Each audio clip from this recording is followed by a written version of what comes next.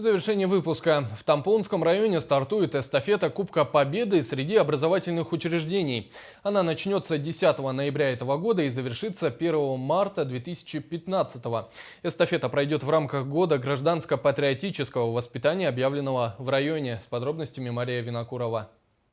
В Хандыге в Центре спорта и культуры «Алроса» состоялось торжественное открытие эстафеты Кубка Победы гражданско-патриотического воспитания.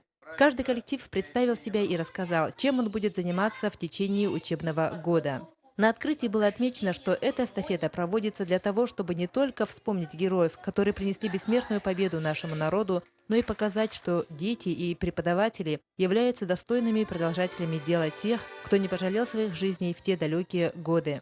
В год 70-летия Великой Победы советского народа это даст толчок еще раз нашему молодому подрастающему поколению вспомнить подвиг наших отцов, дедов.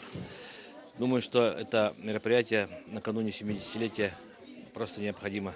На вечере перед гостями и ветеранами войны и тыла участники показали свои презентации, мини-театрализованные композиции, посвященные Великой Отечественной войне. Итоги эстафеты будут подводиться по 3 номинациям среди детских садов, школ и образовательных учреждений дополнительного образования детей. Из истории никуда. И если ребята все-таки хоть кому-то на минуту, на мгновение, там, на 5-10 минут западет в голову, что действительно знание истории собственной семьи, а вместе с тем знание истории своей страны как бы необходимо, наверное, это будет только во благо всем. По итогам жеребьевки старт начинается с 3 учреждений: Центра спорта и культуры «Алроса», Хандыгской вечерней школы и детского сада «Солнышко», которым были переданы кубки.